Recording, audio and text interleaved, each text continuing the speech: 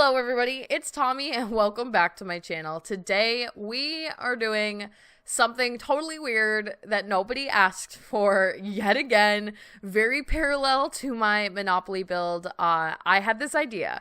I was watching a YouTube video and somebody was talking about Tetris 99, which is this new game that just came out for the Switch, and I believe it's free, and I'm not going to explain the rules of the game, but they were playing it on screen. I was watching it, and the more I was looking at it, the more I thought to myself, I feel like I could make Tetris in The Sims 4. And so here we are. And I started out the video before ever recording, just checking everything and making sure I was going to be able to do this. I knew that we had these really cool light up blocks from one of the luxury packs, and it might be Vintage Glamour stuff, it might be a different one, I don't really know. And I wanted to make sure that they came in the right colors and that I would be able to set them up and stack them on top of each other correctly and have everything come out. And I quickly realized that it was going to be possible, and then here we are. So originally, I did want to start this out by doing a bit of research about the game to get this as accurate as possible. There has been so many versions of Tetris since its first version, and so it was really tough to pick which version I was going to go with. The block sizes have changed, the rules have changed, the colors have changed depending on what version, especially the country, and so I'm not going to say that this is any particular version of Tetris. Just know that I largely went off of the original rules-wise, structure-wise, shape-wise, and tried to keep everything super accurate and faithful to the game as I know it to be. So I picked out these colors as this is what was listed on the official Wikipedia page as being like the real colors, with the exception of yellow, which has been replaced with that neon-y green color because this block does not come in a true yellow. It only comes in the red and the orange color swatches. So that was the only thing that didn't really work out. But then I did want to go through and make sure that I got the shapes correct as well, because Tetris blocks can actually only come in so many variants, and they have like the L shape, they have the square one, they have the one that's kind of like a mini T and a zigzag line. I don't know. They have official names. I am definitely no Tetris expert whatsoever, but I figured that this would be just something fun and really random to do, and why the heck not, even if you can't use this for anything. You know what you could use this for? And I was actually almost going to go that direction with it, but I decided to just do this. You could put this on the outside of like an arcade and do an arcade in The Sims. You could even probably make this into a really fun house. Especially the way that you're going to see later in the video that I block it out and do some different stuff with it. I could have fully furnished this as a Tetris house, but I wanted this to be very similar to the Monopoly board, just straight Tetris, nothing else. Super useless, but super fun nonetheless.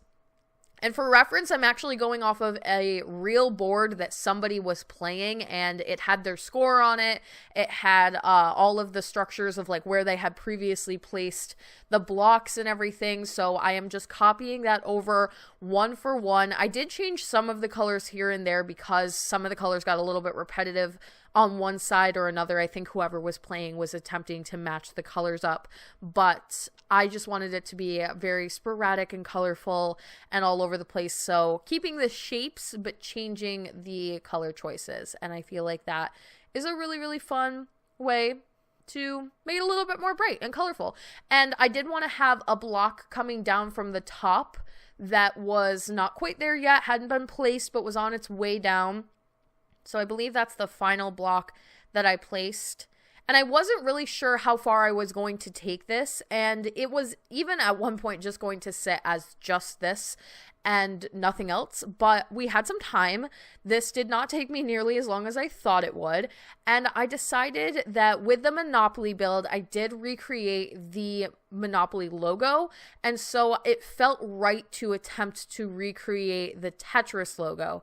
And I will say that that probably takes up the largest portion of the video, in combination with the fact that I also decided at one point or another to add a score and to add your next block block up, and just some of the routine things that you would see in Tetris, depending again on which version, and it's been changed, and I do not claim to be an expert at all, but when you look at this, you know it's Tetris, and that's all that matters to me.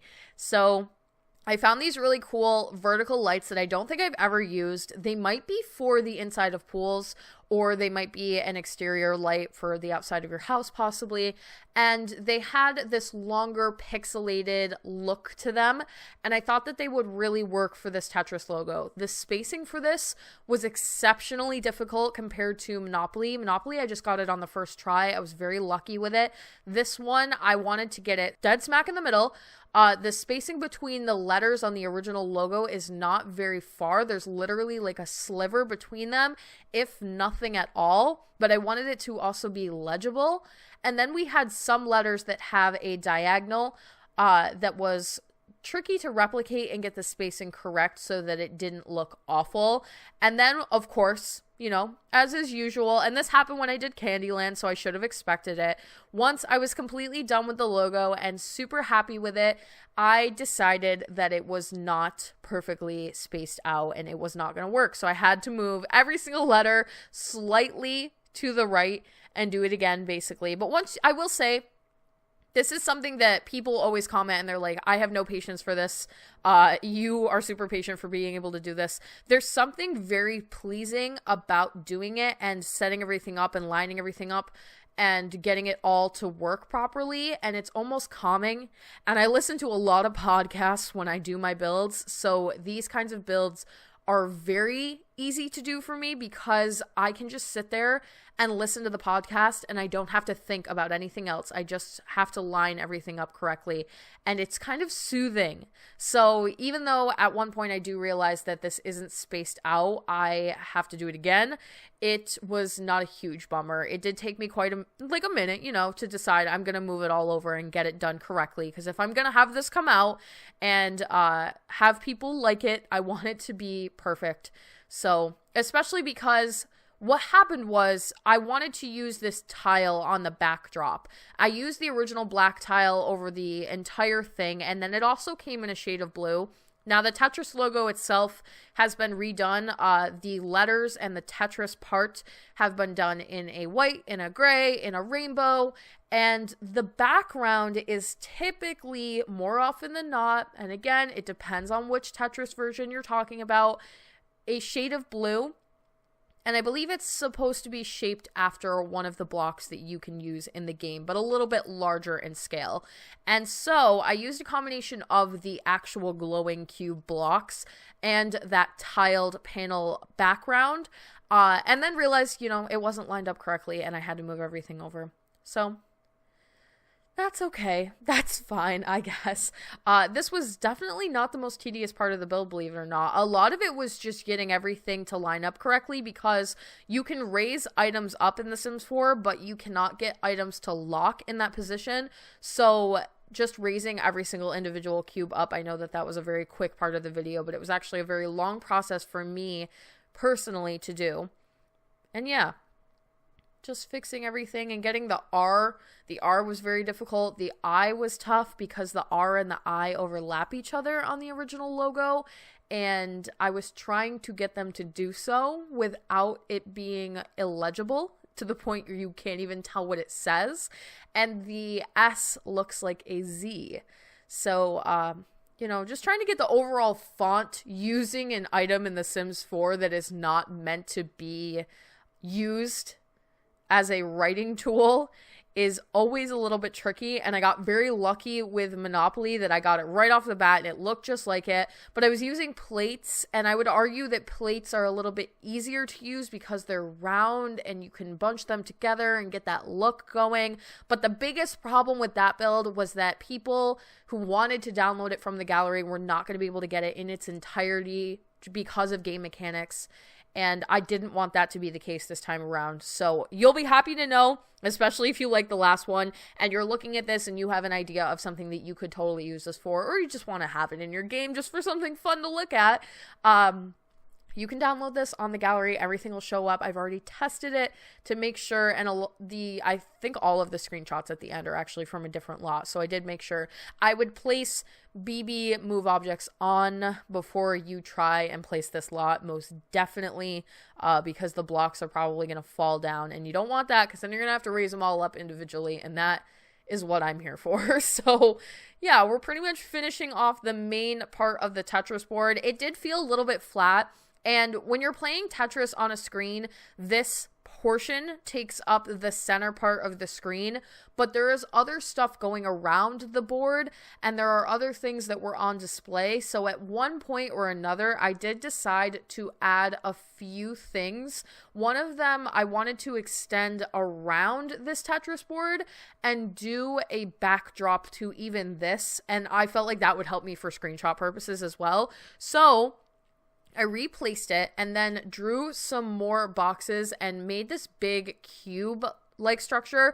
And this is the part where I'm saying that you could turn this into an arcade or, I don't know, a hotel, a bar, a pub, something fun, a house. If you wanted to live in like a super nerdy, fun house, you could do that. And there was always a couple of things that were on display as far as your score goes. So usually you'll have the level of which round of Tetris you're on. You'll have the score, and then you'll have a image of which block is about to come down next. And there were variations of that, and some of them had different ones, but this is what I decided to go with, especially because I wanted each one of those display options to be floating. So what you can do in The Sims 4, especially now that we've gotten some updates and some terrain stuff and wall tools, really, really cool, you can make a room, place another room on top of it, and delete the first room, and then take that second room and move it up and down and create floating rooms. So I wanted to do that and make 3 floating boxes that displayed the different things that I mentioned earlier. I was not able to get them at the heights that I would have liked because I was getting this weird glitch that I have never seen before, but leave it to me to find something like that. It said that I couldn't move the room because it had to be as tall as a Sim was in order for the Sim to be able to walk in between it. Now, obviously, Sims are not actually going to be walking around this at all, but the game mechanics are basically saying you can't make this area between the 2 walls shorter than a Sim because a Sim won't be able to get through. And I've never gotten that error before. I thought that that was really fun. But as a result, I had to keep them spaced in a particular way that I wouldn't have chosen if the game mechanics were a little bit more lenient. And I was not able to make the one on the bottom floor float off of the ground like I would have liked. But it still gives the overall idea, and it's really, really cool. And I do like the way that it turns out. So for the bottom, I chose that to be the one that displays the new block that's coming, and that was also based off of the reference that I was looking at. The next one up I decided was going to be the score. Looking back, I probably should have picked a score maybe that meant something to me, but this is just the one that was being displayed on the image that I was watching, and I didn't want to pick a score that wasn't possible because, like I said, I played the game growing up. I am familiar with variations of the game.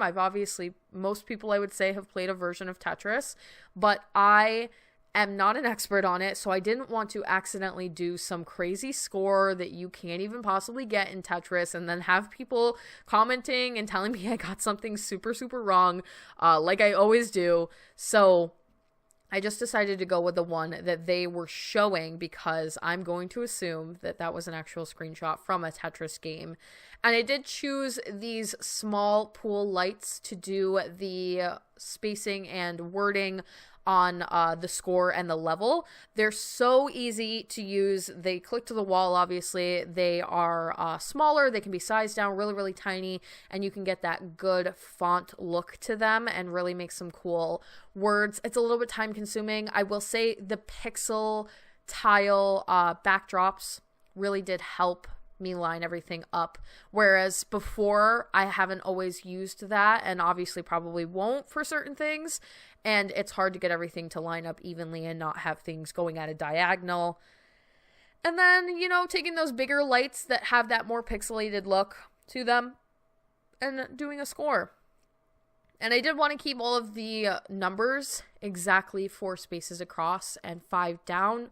Again, I don't know if that's accurate or anything like that, but it just looked like an analog clock. Like it would switch over and there's only so many boxes that the different lights can fill up in order to display the numbers.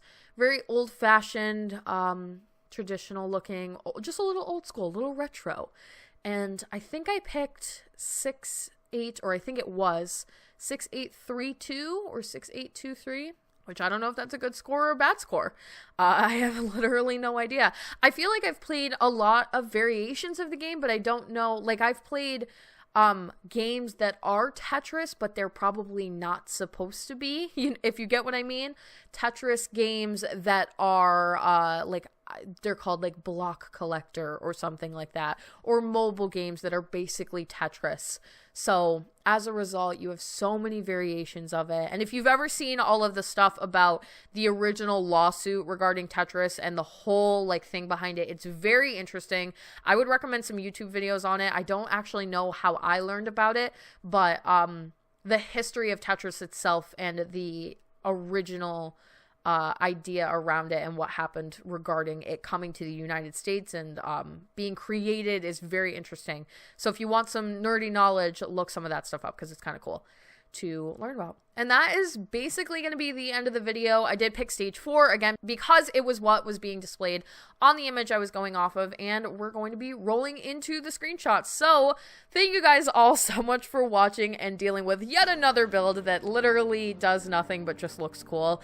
And thank you guys all so much for watching. Don't forget to like and subscribe for more stuff like this. Hit that little bell icon below to turn on post notifications so you can get updated every single time I post, and I will talk to you all in the next one.